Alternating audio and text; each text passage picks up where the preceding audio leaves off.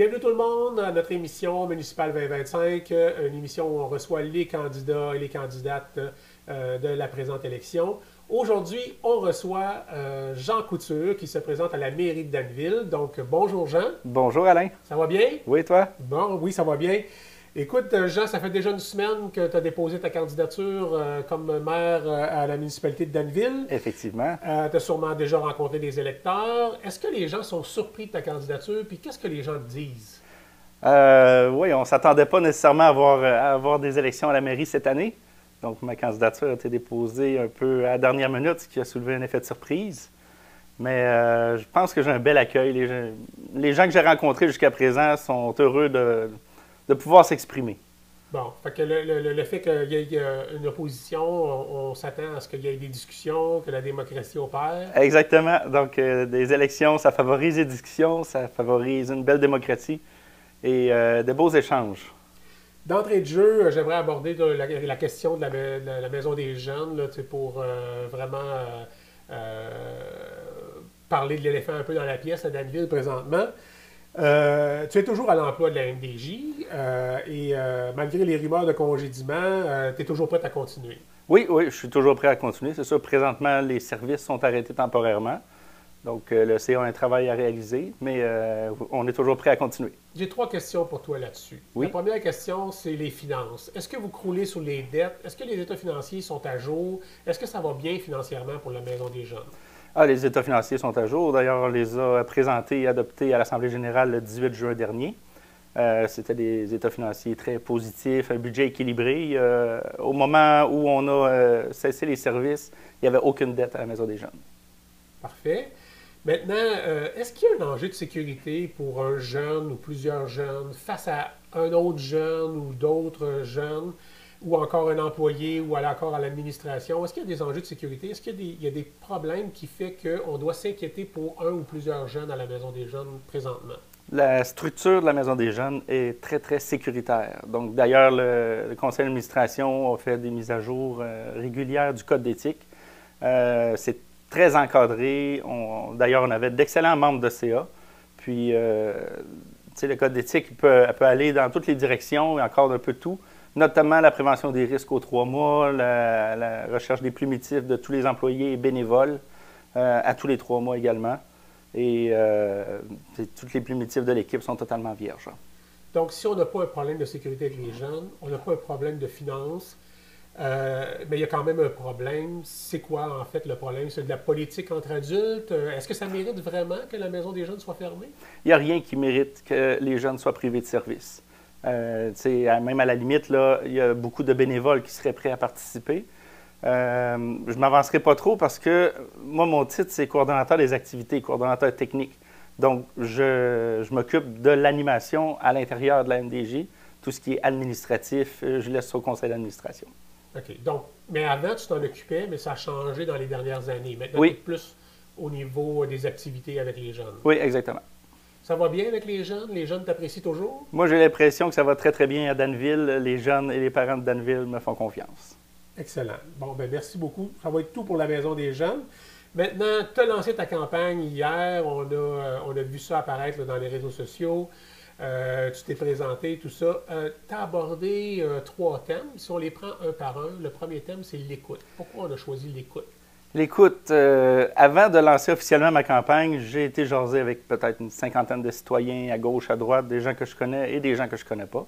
Puis, le premier mot qui m'est venu le plus souvent, c'est « on ne se sent pas écouté, on ne se sent pas compris ». Évidemment, c'est des opinions qui sont souvent liées à des histoires personnelles. Il ne faut pas généraliser. Mais d'abord, si on veut avancer, il faut avoir de l'écoute. Il faut comprendre d'où ça part et ça nous permet d'avancer plus loin. Et toi, tu en as de l'écoute? Qu'est-ce que tu peux nous dire là-dessus? Moi, je suis leader de nature. Hein? Donc, j'ai pas de problème avec l'écoute du tout. L'écoute, ça vient souvent avec une réponse. Donc, faut prendre le temps d'écouter. Puis, généralement, la personne qu'on écoute veut obtenir notre opinion après, veut une réponse. Et cette réponse-là n'est pas toujours facile. L'écoute, c'est le premier pilier de ma campagne électorale. Si on veut avancer en démocratie avec les citoyens, il faut d'abord les écouter. As-tu un exemple concret de qu'est-ce que ça pourrait être l'écoute pour Jean Couture dans un nouveau conseil municipal? Oui, bien, on peut le voir sous plusieurs angles, notamment aux assemblées municipales, aux assemblées du conseil, lorsque les citoyens posent des questions. Ces questions-là, peut-être, auraient avantage à être notées dans le procès-verbal. Et je comprends que parfois les élus n'ont pas nécessairement les réponses avec eux sur le moment, mais un suivi adéquat, ça doit être fait. Excellent. Ensuite de ça, dans ton deuxième thème, c'est l'harmonie qui est apparue.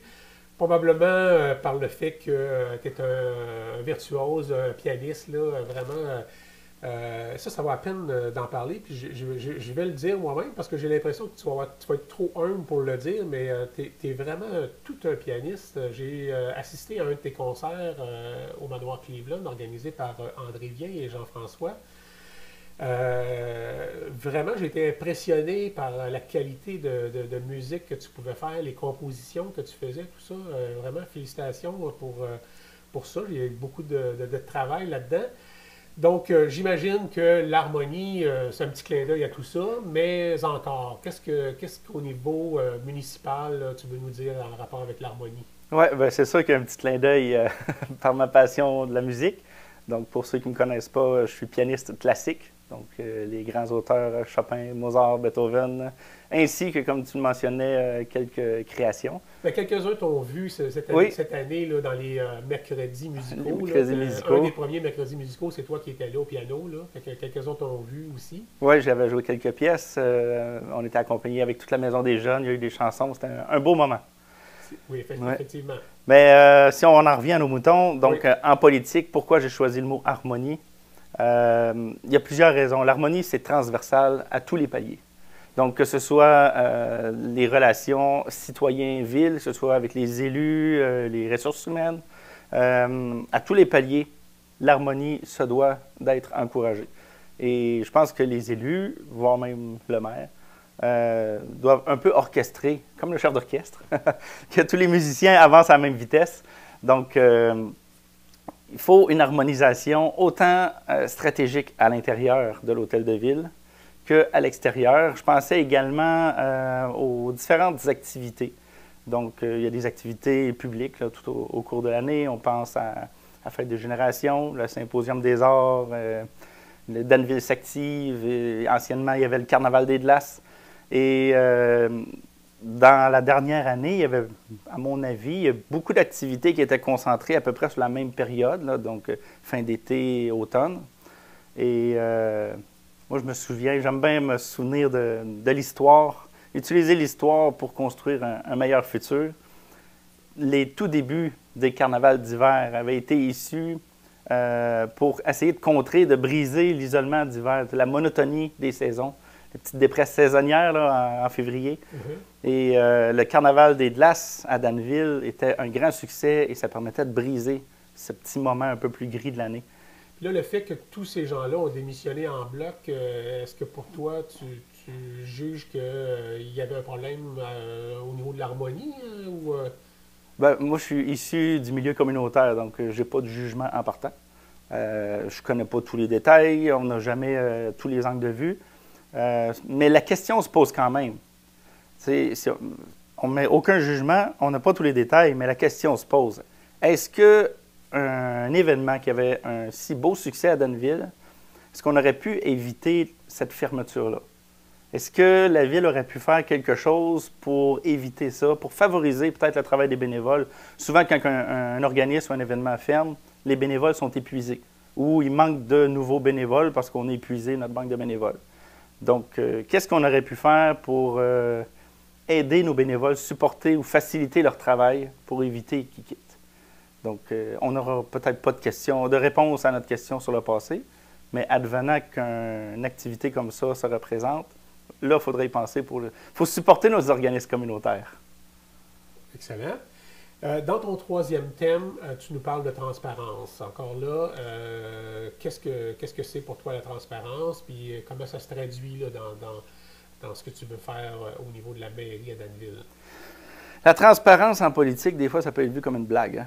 Donc, c'est pas de l'humour. Moi, j'y crois vraiment à la transparence. plus les choses sont cachées, plus on se pose de questions. C'est tellement plus facile de dire on va donner le minimum d'informations, comme ça il y aura un minimum de questions. Mais moi, je suis convaincu que si on informe adéquatement les citoyens, ils auront déjà les réponses à leurs questions. Excellent. Donc, voilà, c'était grosso modo le programme que tu nous as lancé.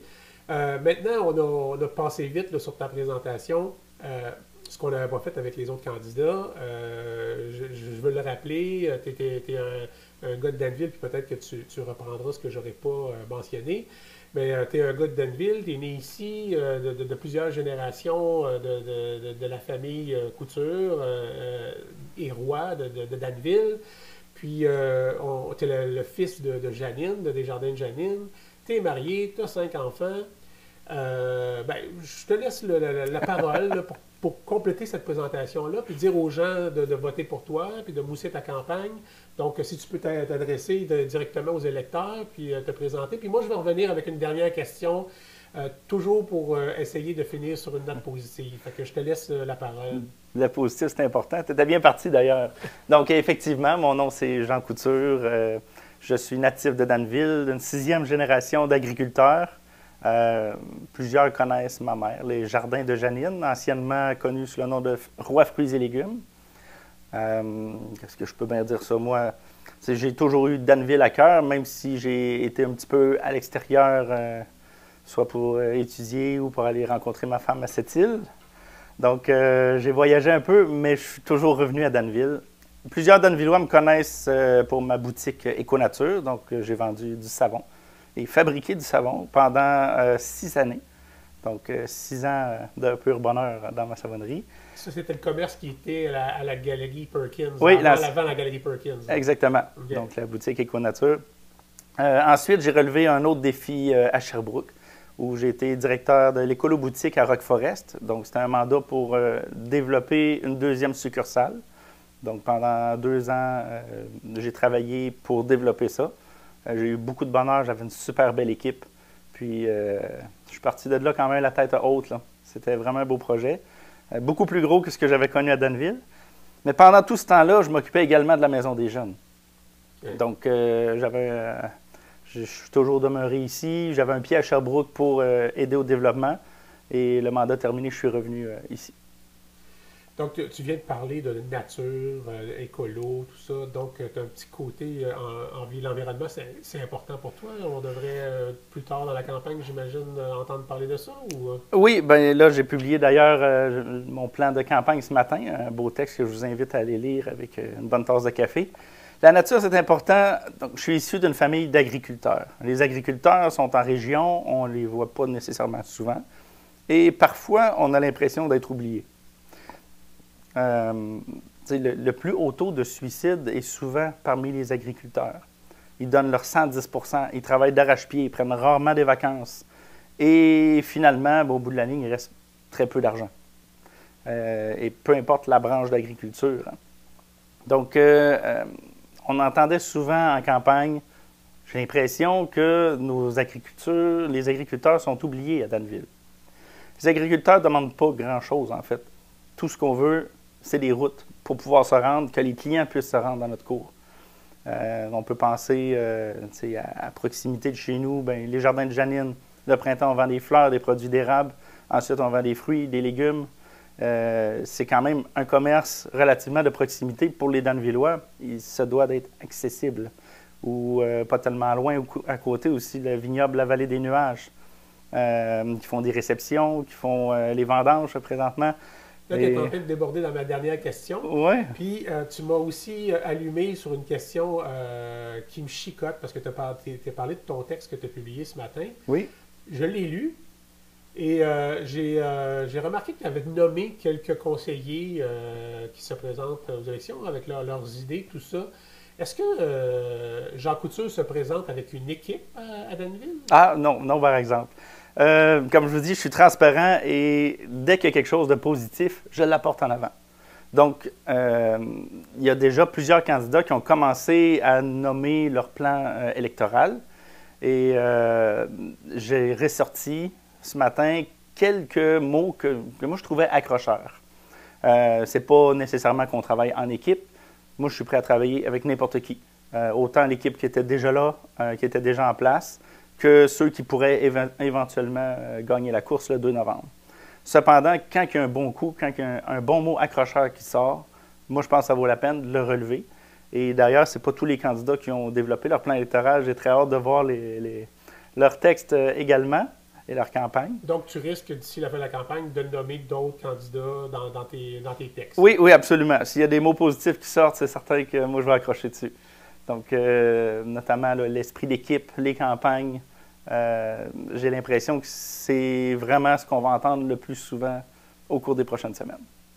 Donc, j'arrive à la dernière question pour toujours finir sur une note positive dans nos entrevues de Municipal 2025. De quel coin tu viens de Danville? Puis ce coin-là, qu'est-ce que tu peux nous dire? Qu'est-ce qu'il y a de spécial dans ce coin-là? Qu'est-ce qu'on peut rechercher? Qu'est-ce qu'on peut trouver de vraiment positif puis qui fait rayonner Danville? Alors, moi, je viens d'un très beau coin de Danville. Il y en a plusieurs beaux coins. Le secteur du Mont-Pinacle. Okay. Donc, présentement, si vous avez un après-midi de libre, allez faire un petit road trip en campagne. Les couleurs de l'automne sont spectaculaires.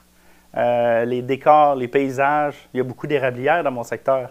Donc, les différentes sortes d'érables ne donnent pas les mêmes couleurs de feuilles. Ça peut passer autant du jaune au orange, au rouge.